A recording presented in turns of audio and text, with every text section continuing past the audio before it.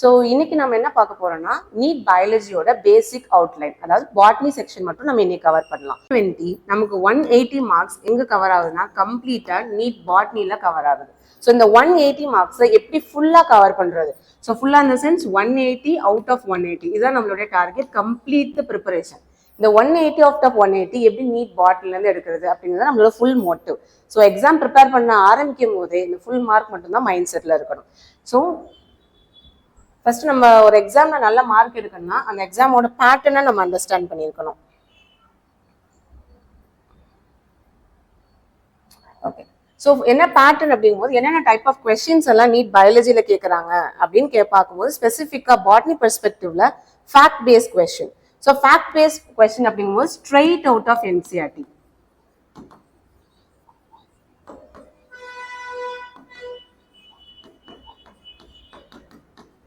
So ஃபேக்ட்னா maybe example கேட்கலாம், இல்லை டயக்ராம்ஸ் கொடுத்து அதோட பார்ட்ஸ் மட்டும் மென்ஷன் பண்ண சொல்லலாம். Okay, so straight out of NCERT, எந்த வேர்டும் மாற்றாம டேரக்டா என்சிஆர்டிலேருந்து நம்ம அப்படியே கொடுக்குற மாதிரி கொஸ்டின்ஸை ஃபேக்ட் பேஸ்ட் கொஸ்டின் சொல்லுவோம். இந்த மாதிரி கொஸ்டின்ஸை நம்ம மெஜாரிட்டி ஆஃப் கொஸ்டின்ல பார்க்கலாம். லைக் எக்ஸாம்பிள் வந்து பிளான் கிங்டம், இந்த மாதிரி லெசன்ல எக்ஸாம்பிள்ஸ் நிறைய வர லெசன்ல இருந்து எல்லாமே ஃபேக்ட் பேஸ்ட் கொஸ்டின் நம்ம எக்ஸ்பெக்ட் பண்ணலாம். Second, assertion and reason question. So majority of students mistake பண்றதும் மார்க் லூஸ் பண்றதும் அசர்ஷன் அண்ட் ரீசன் கொஸ்டின். ஏன் அசர்ஷன் அண்ட் ரீசன் கொஸ்டின்ல நிறைய மார்க் லூஸ் பண்றாங்கன்னா லேக் ஆஃப் அண்டர்ஸ்டாண்டிங்.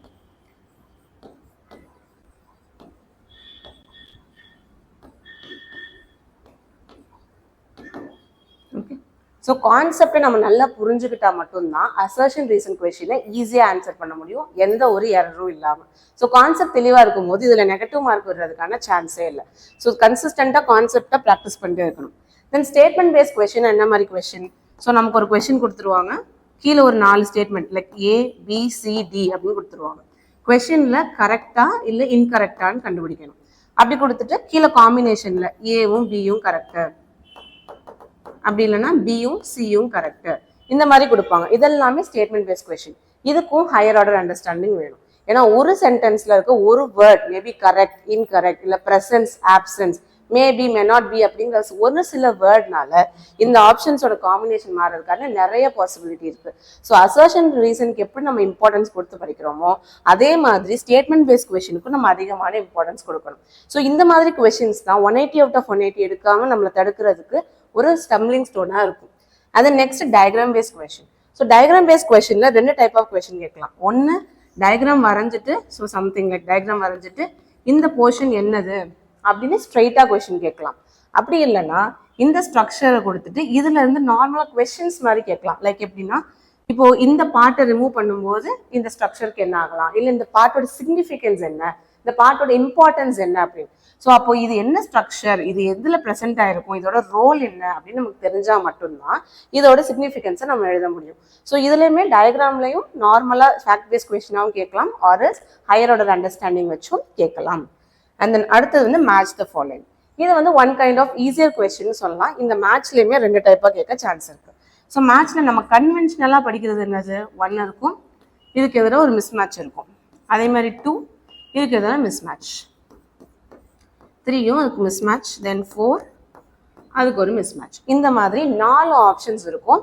4க்குமே ஸ்ட்ரெயிட்டா ராங்கான ஆப்ஷன்ஸ் இருக்கும். லைக் இந்த கேபிட்டல் எக்ஸ்க்கு இது,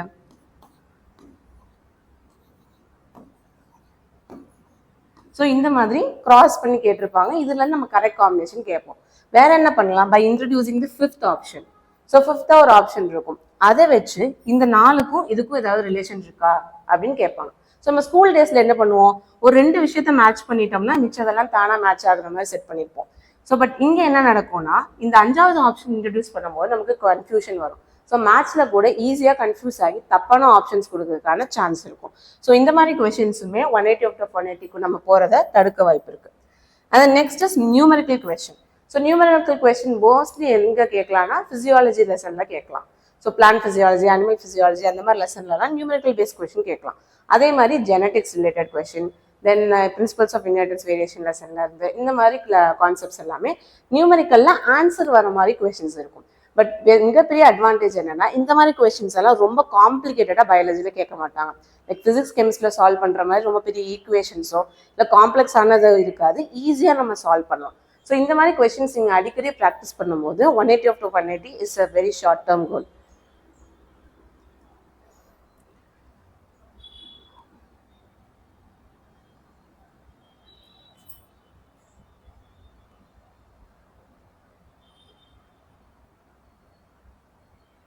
okay, so NEET exam pattern அப்படின்னு பார்த்தோம்னா ஸோ 35 கொஸ்டின்ஸ் இருக்கும். 35 கொஸ்டின்ஸ் வந்து நம்ம கம்பல்சரி. ஸோ நம்ம மார்க் எவ்வளோ சொன்னோம், 180 மார்க்ஸ் சொன்னோம் இல்லையா. இந்த 180 மார்க்ஸில் இருக்கக்கூடிய 45 கொஸ்டின்ஸ். ஸோ 45 கொஸ்டினை 2 ஸ்பிட்டப்பாக கொடுக்குறாங்க. ஒரு ஸ்பிட்டப் என்னன்னா 35 questions which is very very compulsory. So 35 நம்ம கண்டிப்பாக அட்டென்ட் பண்ணி தான் ஆகணும். அதுக்கப்புறம் இங்கே இருக்கக்கூடிய 15 கொஸ்டின்ஸில் ஏதாவது ஒரு 10 மட்டும் நம்ம அட்டென்ட் பண்ணிக்கலாம். ஸோ இந்த மாதிரி ஒரு சாய்ஸ் கொடுக்குறாங்க. இந்த இடத்துல தான் நம்ம ரொம்ப ரொம்ப கேர்ஃபுல்லாக இருக்கணும். ஏன்னா இங்கே நம்ம பண்ணக்கூடிய ஒரு சின்ன மிஸ்டேக் பெரிய ட்ராப் ஆகி நம்ம மார்க்ஸை லூஸ் பண்ணுறதுக்கு சான்ஸ் இருக்கு. ஸோ 35 கம்பல்சரி கொஸ்டின்ஸ்க்கு எவ்வளோ இம்பார்ட்டன்ஸ் கொடுக்குறோமோ அதே மாதிரி இந்த 15ல எந்த 10 சூஸ் பண்ண போகிறோம் அப்படிங்கிறதுக்கும் ஈக்குவல் இம்பார்ட்டன்ஸ் கொடுக்கணும். நீங்கள் நல்லா ஸ்ட்ராங்காக தெரிஞ்ச கொஸ்டின்ஸ் மட்டும் தான் ஆன்சர் பண்ணணும். சின்ஸ் நீட்டில் பயாலஜியில் நெகட்டிவ் மார்க் இருக்கனால ஸோ நமக்கு கரெக்டான ஆன்சர்னா +4 கிடைக்கும், ராங்கான ஆன்சர் எழுதும்போது -1. ஸோ இந்த -1ங்கிறது ரொம்ப ரொம்ப இம்பார்ட்டன்ட். ஏன்னா ஒரு மார்க் கம்மியாக இருக்கிறதுனால மெடிக்கல் சீட் லூஸ் பண்ண பீப்புள் கூட நிறைய பேர் இருக்காங்க. So as much you focus on positive, நீங்கள் நெகட்டிவையும் ஃபோக்கஸ் பண்ணணும். நெகட்டிவ் மார்க்குங்கிறது உங்கள் பேப்பரில் இருக்கவே இருக்கக்கூடாது. ஸோ மார்க் இனிஷியல் ஸ்டேஜ் நீங்கள் ப்ராக்டிஸ் பண்ணும்போது இப்போ 180 நீங்கள் டெஸ்ட் எழுதும்போது ஒரு 50 வருதுன்னா கூட இட்ஸ் குட். அது பதிலாக -4 வந்தால் கூட அது பெரிய ஆபத்து தான். ஸோ நெகட்டிவ் மார்க்கை ஃப்ரம் த ஃபர்ஸ்ட் டே முதல் நாள்லேருந்து ப்ராக்டிஸ் பண்ணும்போதே நெகட்டிவ் மார்க்குங்கிறதே வரக்கூடாது. ஸோ உங்களுக்கு கான்ஃபிடன்ஸாக இருந்தால் மட்டும்தான் கொஸ்டின் அட்டென்ட் பண்ணணும். அந்த கான்ஃபிடன்ஸ் எப்போ வரும், கான்ஸ்டண்ட்டாக நீங்கள் ரிவைஸ் பண்ணும்போதும் ப்ராக்டிஸ் பண்ணும்போது தான் வரும். ஸோ ஒவ்வொரு வீடியோ முடிஞ்சதுக்கப்புறமே நோட்ஸ் ப்ரிப்பேர் பண்ணி கான்ஸ்டண்ட்டாக ப்ராக்டிஸ் பண்ணுங்கள்.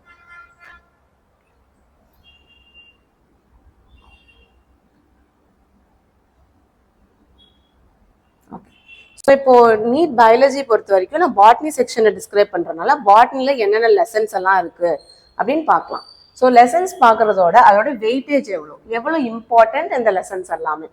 ஸோ ஃபர்ஸ்ட் பார்க்கும்போது molecular basis of inheritance.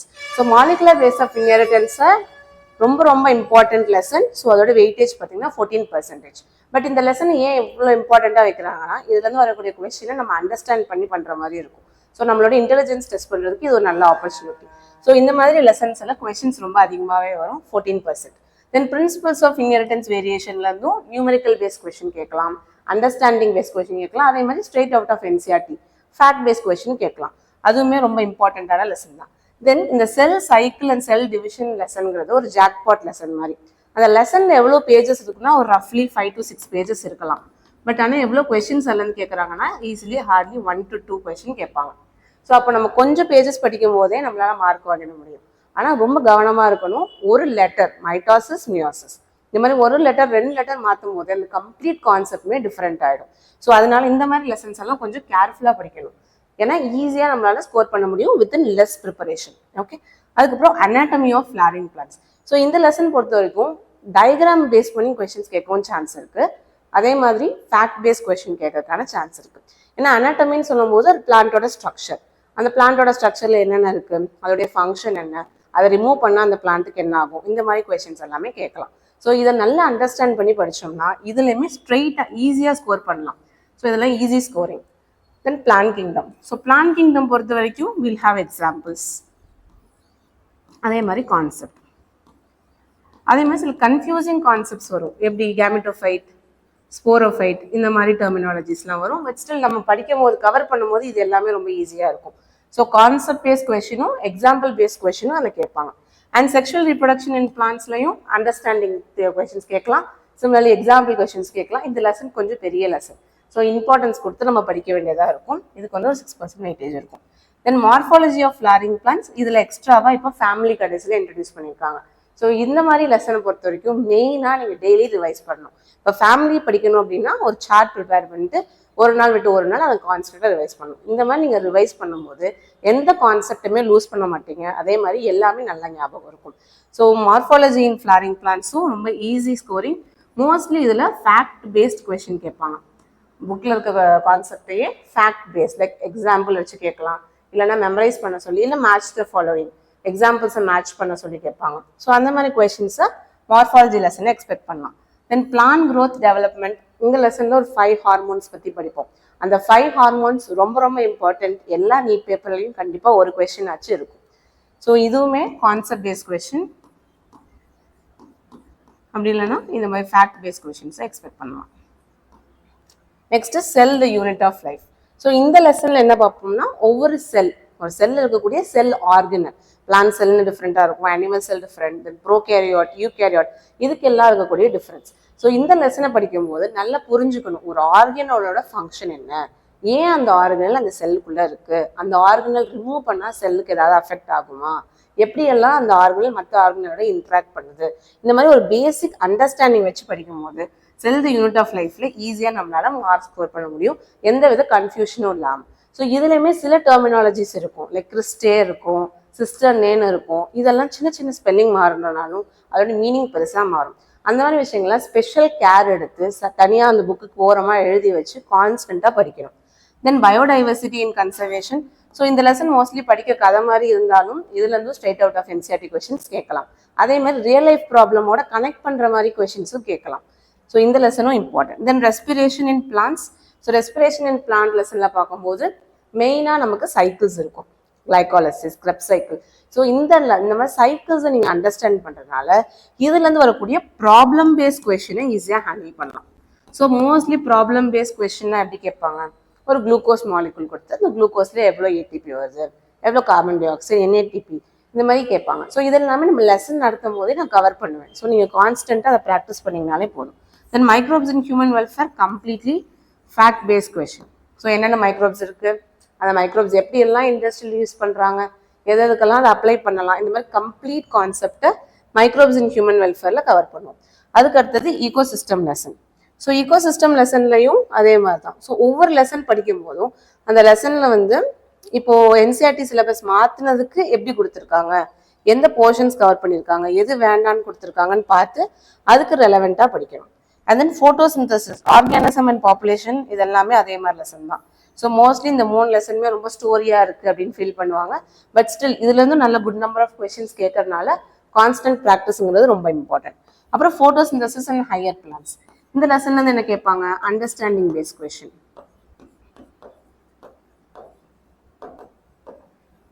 So understanding, assertion, reasoning, so இந்த மாதிரி கொஸ்டின்ஸ் எல்லாம் இங்கே எக்ஸ்பெக்ட் பண்ணலாம். So mostly respiration in plants as well as photosynthesis and higher plant, இதெல்லாம் பாட்னியில் கொஞ்சம் கிரிட்டிக்கல் திங்கிங் கொடுக்கும். அதே மாதிரி மேலே இருக்கக்கூடிய 2 lesson, molecular base of inheritance, principles of inheritance and variation, இந்த 2 லெசனுமே அண்டர்ஸ்டாண்டிங் ஓரியன்டாக நம்ம கொஞ்சம் திங்க் பண்ணுற மாதிரி கொஸ்டின்ஸ் கேட்கலாம்னா இந்த செக்டார்லேருந்து கேட்கலாம். அதுக்கப்புறம் biological classification.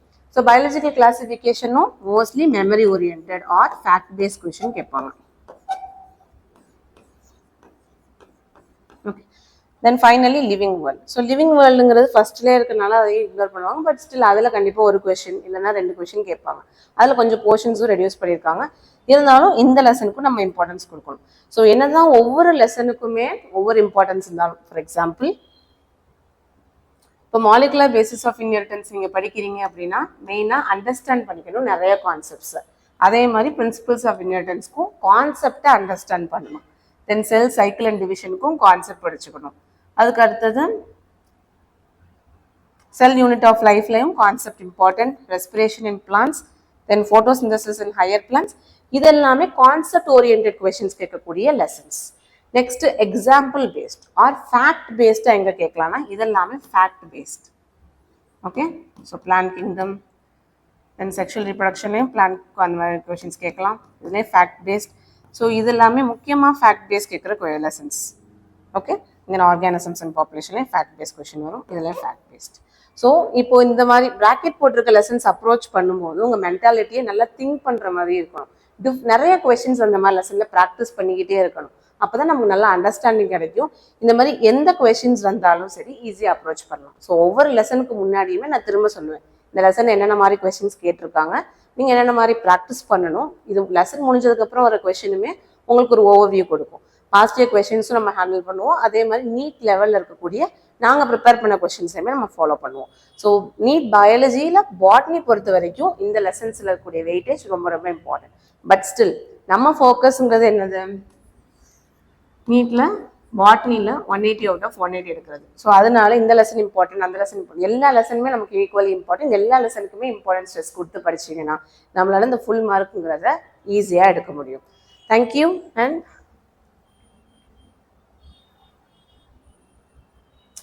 So happy learning. So next வீடியோவில் நம்ம ஃபர்ஸ்ட் லெசனான லிவிங் வேர்ல்டு பற்றி பார்க்கலாம். தேங்க்யூ.